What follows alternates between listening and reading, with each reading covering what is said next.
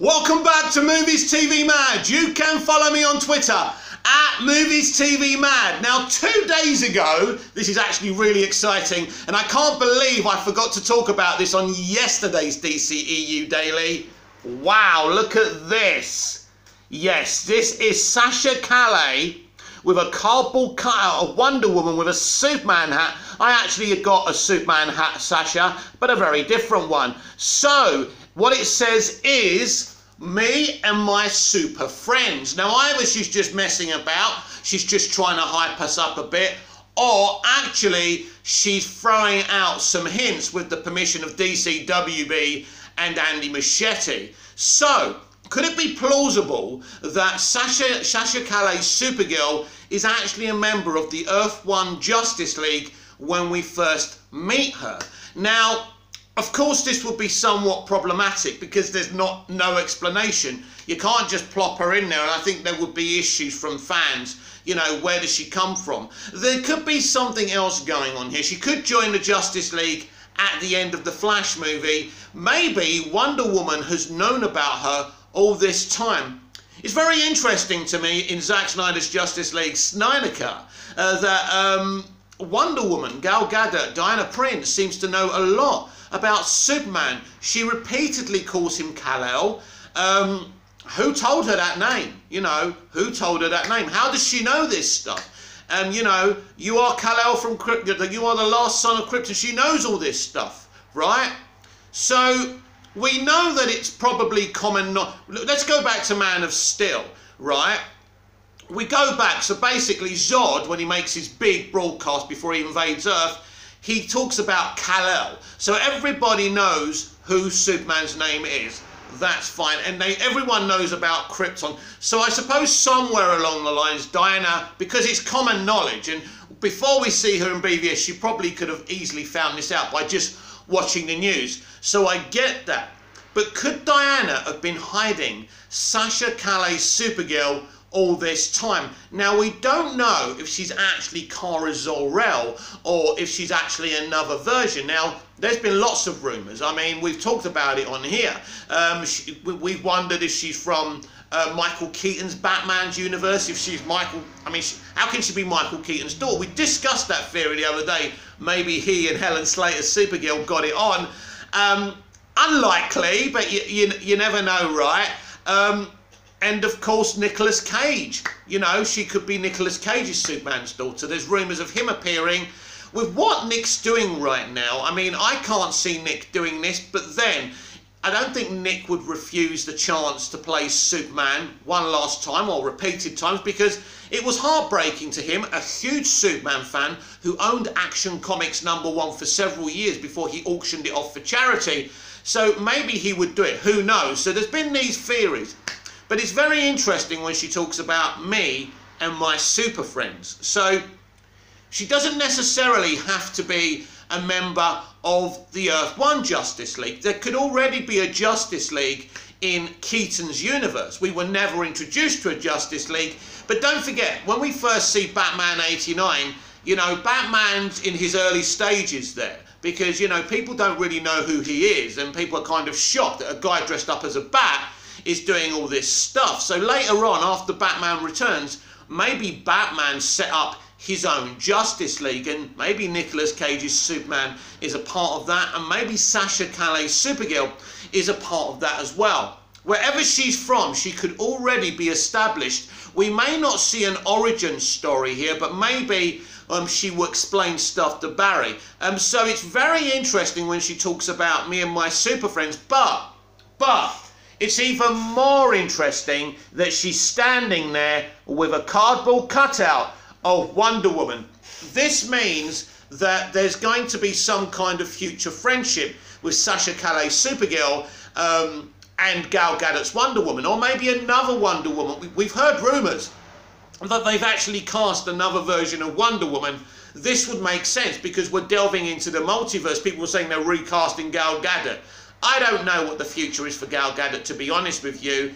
Maybe she's just doing the 3 movies, but I don't know. I don't think she would quit the part. And I don't think that Warner Brothers would not want her to play Wonder Woman. She's very, very popular, just like Jason Momoa. You wouldn't recast Jason Momoa. It doesn't mean you can't cast somebody else to play another Earth version of Aquaman. So it's very intriguing, isn't it? So they could be hinting towards a friendship between Sasha Calle, Supergirl, and Wonder Woman. But still, we don't really know enough about this Supergirl to put 1 and 1 and make 2. We can add 2 and 2 and make 60, I think, because nobody truly knows. From the moment Andy Muschietti, you know, cast her on Instagram, which was a sensational way to cast her, it was a brilliant PR stunt, if you ask me. It just shows you that Andy Muschietti knows exactly how to market this movie, and I just can't wait until we get to the back end of 2022, because that's when the marketing will really take full force. And of course, Andy Muschietti will be at DC Fandom to show us a little sneak peek of the Flash movie. Now, someone asked me on Twitter the other day, I think it's John. Hello, John, I know you watch the videos. Will we see a Flash trailer? I don't think it will be a trailer. When they say sneak peek, they mean sneak peek. A sneak peek normally means maybe a sizzle reel, which we got from James Gunn's The Suicide Squad. I don't know if they would have had time to put together a sizzle reel, because yesterday Barbara Muschietti took a picture of her brother Andy, who's obviously directing Flash, and they're saying soon it will be time to relax and drink coffee. So the production is nearly over of The Flash. Now, what I've been told is about The Flash, there may be some pickups later on next year, or maybe by the end of this year, but there won't be any reshoots. There may be some pickups for Henry Cavill.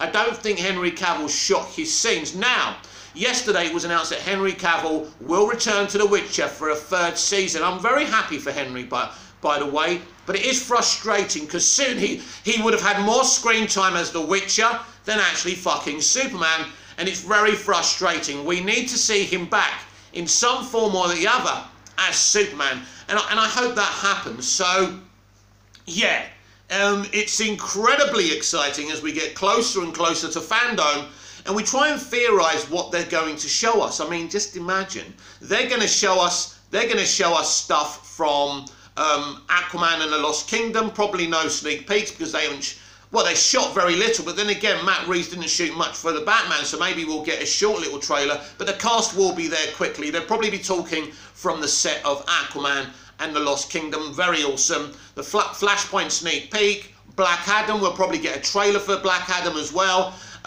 Fury of the Gods. The Batman's obviously going to probably give us this trailer, and then one last trailer probably in January or February, so that's very exciting as well. So DC Fandom is a place for people who love DC Comics, animation, and the movies. As we know, it's a very exciting time for the movies, and I know a lot of you who watch this channel are very excited for these movies, because we know very, very little about them. I like that, by the way.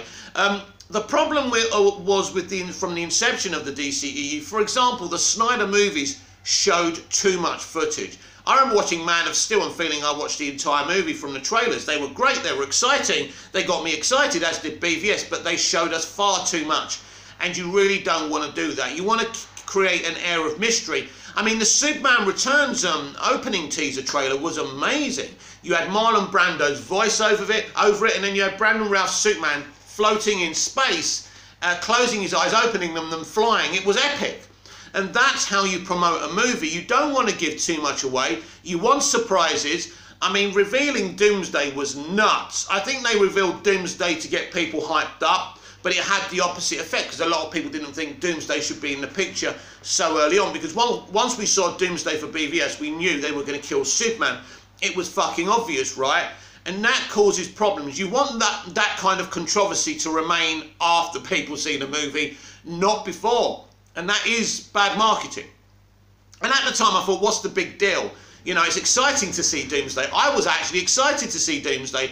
I didn't feel it was too early. That's the story Snyder wanted to tell. That's fine. But yeah, they probably shouldn't have revealed Doomsday. And I think the way they're doing Flash and the way they've teased Supergirl, it's a shame the stuff was teased with Supergirl. But yeah, it looks like that Wonder Woman and Sasha Calle's Supergirl could have some connection. And maybe Wonder Woman has been hiding her all this time, But why? If she has been hiding her, why? Does she think that, why? Is she not Clark's cousin? Could she be his secret daughter somehow? Maybe she's maybe she came from the Codex. Maybe without off-screen, Zod was able to harvest one life form. Maybe they were able to take one life form from the Codex that was inside Calle, aka Superman. So she could be a Codex life form that basically Wonder Woman, Diana Prince, has been hiding and protecting. Because I think it's very interesting. We were talking about Wonder Woman 3 yesterday, and I think what they're going to do, even in the Flash movie, is use elements of Justice League, Zack Snyder's Justice League 2 and Zack Snyder's Justice League 3. We've heard rumours that Wonder Woman 3 will use the whole thing of Diana going back to Themyscira and becoming queen of the Amazons because her mother dies. I think they will embrace that element, and for some reason things go wrong and she needs Superman and Batman's help. I do feel that Superman and Batman could be in that movie, and it could be the final time we see Cavill, Affleck and Diana Prince, aka Gal Gadot, together, which will be brilliant. But it all depends what they do in Flashpoint, and it all depends on the future of Cavill's Superman and Affleck's Batman. We just simply don't know enough information. But it's a great picture, it's a great hint, it's a great tease, and I can't wait to see more of this movie with Sasha Calle in it. It's going to be awesome. So the worst kept secret for all DC fans is that DC Fandom is coming on October the 16th, is it 15th, whatever, right? It's what, 2 or 3 weeks away. It's very exciting. What I'd like to hear from you in the comments down below is, what are you looking forward to from DC Fandom? What am I looking forward to from DC Fandom? Look, obviously I'm very focused on the movies, and that's why I do these videos. And I do want to know more about these movies, but the thing I would really like is for Jim Lee and what's his name, Walter Hamada, to be a bit more transparent about their future plans. I think we need to know slightly more what's going on here, because obviously you're going to hear the word multiverse mentioned a lot. I just want to know what the trajectory is, and I think it would be nice if they're not going to delete the Snyderverse, just to mention it to calm people down. That would be very good, and that would kind of, I suppose, calm down some of the toxicity. But is the Snyderverse being deleted? Is the DCEU Earth 1 being deleted during the Flash movie? Nobody really knows what the plan is. I suppose from the outside looking in, you would say yes, because of all the toxicity and negativity that's happened between Warner Brothers Pictures, Ray Fisher and Zack Snyder. You could see them doing that, but there's still something, a nagging feeling that tells me that they're not going to do that. Because one thing Hollywood like to leave themselves is options. Imagine if, you know, Zack's copy of the Snyder Cut disappeared. What if Zack just tore it to pieces, right? And we would never have been able to see it. So there should always be room for a plan B, a plan C and a plan D. So I'm going to put my neck out on the line here and say that actually the Snyderverse won't be deleted, but it may be rewritten. I'm interested. I'm interested to see what happens there, because a lot of people think they're going to delete it. I suspect they won't, and of course we don't know that. I don't expect for 1 minute that Walter Hamada will tell us that much about the plans, about what's going to happen in the Flash movie. It's very, very secretive. I think the trailers won't reveal much. I think the sneak peek at DC Fandom won't reveal much. And so we're still going to be left in the dark. So it's interesting what we're going to see from all these movies. For example, Aquaman and the Lost Kingdom, we've already discussed, can't show us a lot. The Batman can show us a trailer. The Flash will show us a sneak peek. They've obviously prepared something from the movie. They've been working on it since April. And so I think it's going to be interesting how much in the know we're going to be after DC Fandom. And how DC Fandom should leave us is even more hyped and excited, excuse me, and excited for these DC movies, these DC events, because these are not just any movies. They are reshuffling this franchise.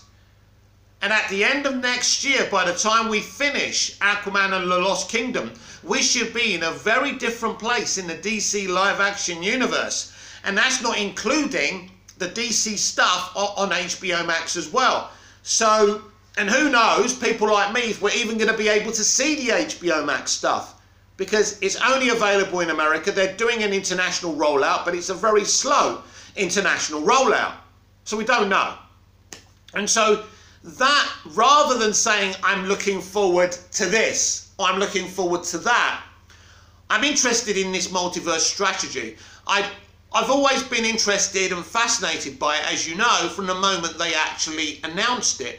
And to me, there should be a little bit more transparency, because we've got a long wait till The Flash. I feel they have to give us something, not have to give us something, but just relay some information. There'll be a lot of worried fans out there. Are you going to get rid of my character? Are you going to change this? Are you going to change that? And certainly last year they were talking in the multiverse in a way of everyone can get what they want. We can be more diverse. We can be more inclusive. We can show your favourite thing, their favourite thing. Then the fallout of Zack Snyder's Justice League Snyder Cut happened, and fans started realising there was a problem, because in a multiverse strategy, the multiverse didn't have a place for the Snyderverse, or so it seemed, because they weren't interested in restoring the Snyderverse. Of course, originally, AT&T was certainly interested in restoring the Snyderverse. You know, Jason Kilar was interested. He was coming out. He was being very responsive to fans. It was good. And then Ray Fisher did his bit. Zack Snyder was exposing WB. And in the end, AT&T said, fuck you, we're not doing it. Because clearly, when people, you know, these companies don't like being exposed, do they? So it all went wrong. Because Zack clearly wanted revenge, and so did Ray Fisher. They wanted their moment. They wanted their moment. They got their moment. They got plenty of moments. Zack's happy at Netflix, and that's fine. But Zack also wants his Justice League 2 and 3. I think what Zack wanted to do, he wanted his cake and eat it. He wanted a bit of revenge on WB, and by exposing them, but still getting what he wanted. Maybe that will still happen. And so I do feel AT&T were on Snyder's side, but I think they couldn't back him after what he was doing, and it became very problematic. And that's a shame, because I think there was an opportunity there to restore the Snyderverse immediately, and I do feel that was the original plan. Unfortunately, some people don't have the emotional intelligence to leave the past in the past. So yeah, that's the thing I'm really looking for. You know, will the Snyderverse, will the DCEU Earth 1 survive this, or will they just say it's just not working on this Earth, throw a grenade there, blow it up, and they end up in Pattinson's Earth? I don't know. You know, that's one of my theories, that Pattinson's Earth will be the main Earth, because, you know, Matt Reeves is getting a hell of a lot of spin-offs over on HBO Max as well. I mean, no one's getting the spin-offs he's getting. And that does point to him being the lead auteur, the lead director, which will be very, very interesting as well. So I don't know. I don't know what their plans are. And I think that's the key that I'm talking about. I don't know. You don't know what they're up to. All we know, there's a multiverse strategy. There's 4 movies next year. There's a Superman movie in 2023. There's a Shazam movie in 2023. And there's a couple other bits and pieces on HBO Max thus far.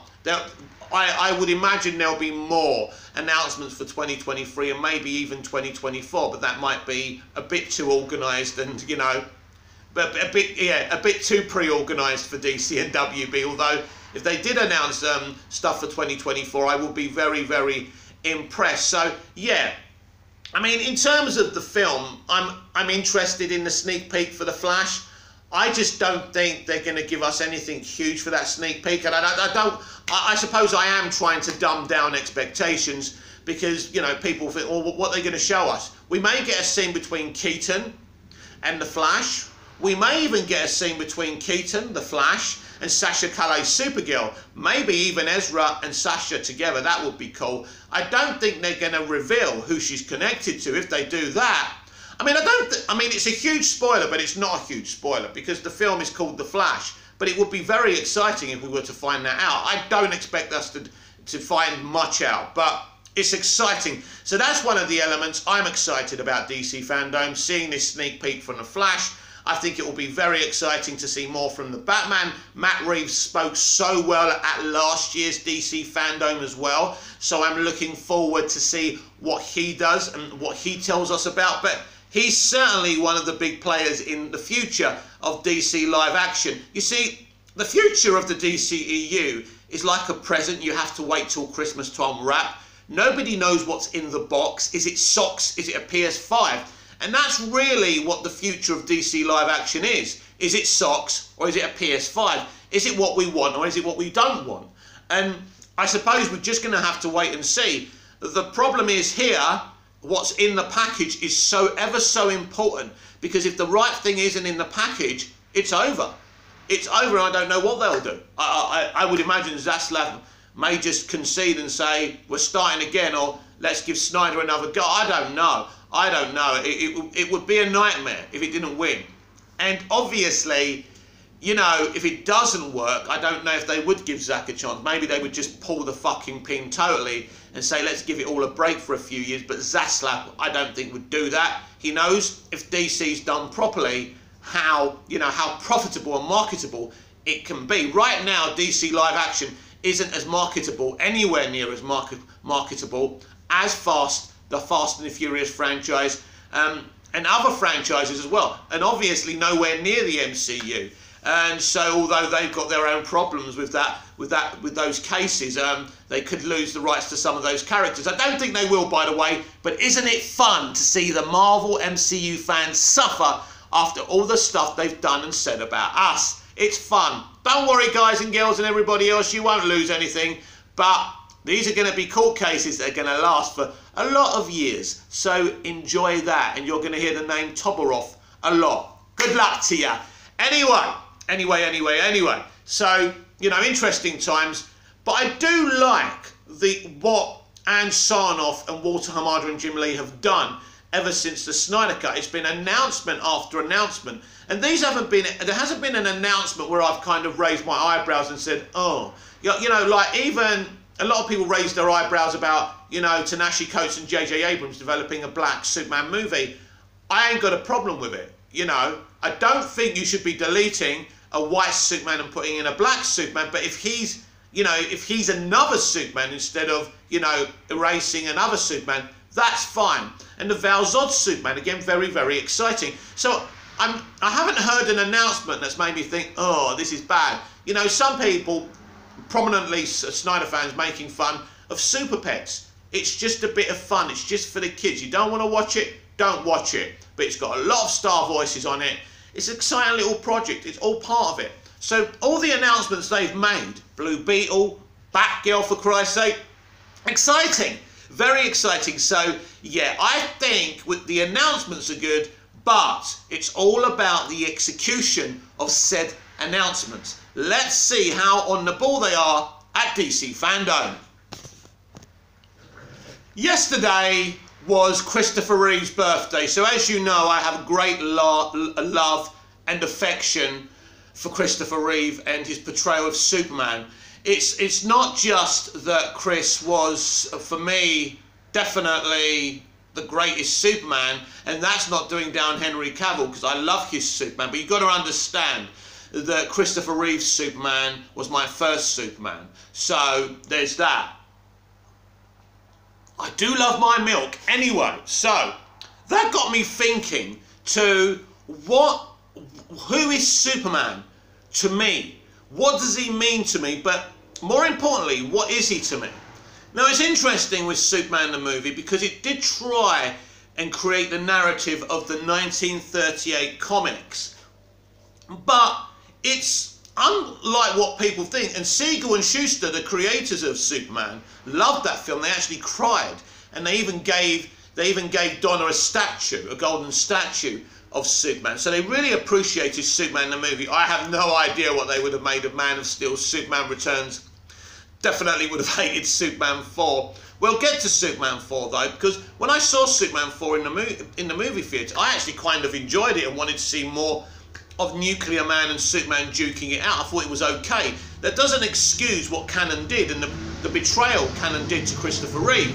I'm not trying to make any excuses, but anyway, it's interesting though, because you look at Action Comics #1, and Action Comics #1 has Superman beating up, you know, evil landlords who take advantage of their tenants, mine owners who abuse their employees.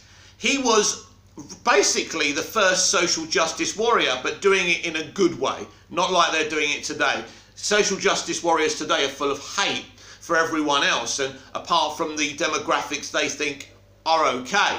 But, you know, a lot of social justice commentary in the first few comics of Superman.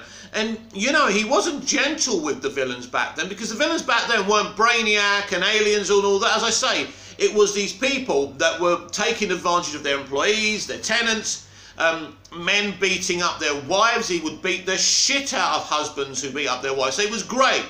But we've never seen that Superman before. So even though Superman the movie has that purity, Superman and Clark has that pure heartness, and he's a great Superman, he's an inspirational Superman, we've never actually seen Siegel and Schuster's Superman. Now, I saw Superman the movie way before I read Action Comics #1, and basically, I like what I saw in the very first Superman comic. He should be doing what they put down there because it's great. I would love to see that in a movie. I'd love to see Superman beating up a husband who beats up his wife. It probably wouldn't go down well today because they'd say he's depowering the woman, and the woman should have the strength to stand up for herself. Well, it's not that fucking easy, right? When you're in that situation, unless you're in that situation, feminists shut the hell up. But I would like that. I would like to see him beating up mine owners. Obviously, is there any mines these days? Who the fuck knows? But it would be great to see Superman sticking up for the little guy, the little girl, or whatever way they identify us, so we don't get ourselves in trouble. He should be sticking up for the little person, right? That's why Superman was created. Basically, Superman was the ultimate socialist. You know, this is an illegal immigrant, the ultimate immigrant, and a socialist who was, you know, sticking up for people literally being bullied and in horrible positions, sticking up for working class people. And also in the comics, you would find Clark writing articles about these things as well, trying to expose these big business people. Something really now that we see Lois Lane do all the time in Superman stories. That's the Superman I love. Now, I love Superman in Superman the movie. I love Superman in Superman 2. In Superman 3, we don't really see as much of him, but I still love him in there. And let's talk about Superman 4, because Superman 4 is probably the first superhero movie to have proper commentary in it.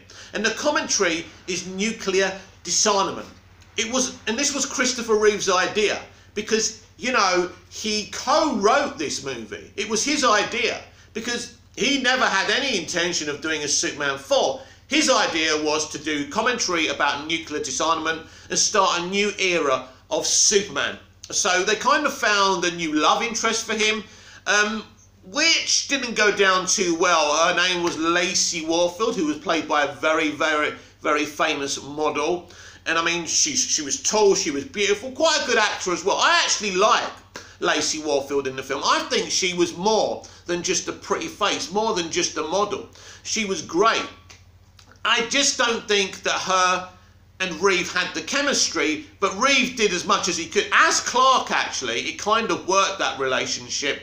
But the problem was you sidelined Lois Lane, because it was weird. Because there was this banter going on between Lois and Clark, and banter going on between Clark and Lacey, but was there going to be a love triangle here in the future? Who the fuck knows? So you can say what you want about Superman 4. Superman 4 is one of those films, I mean, look, Cannon stabbed Reeve in the back. Reeve wouldn't even come and promote Superman 4. He was so upset.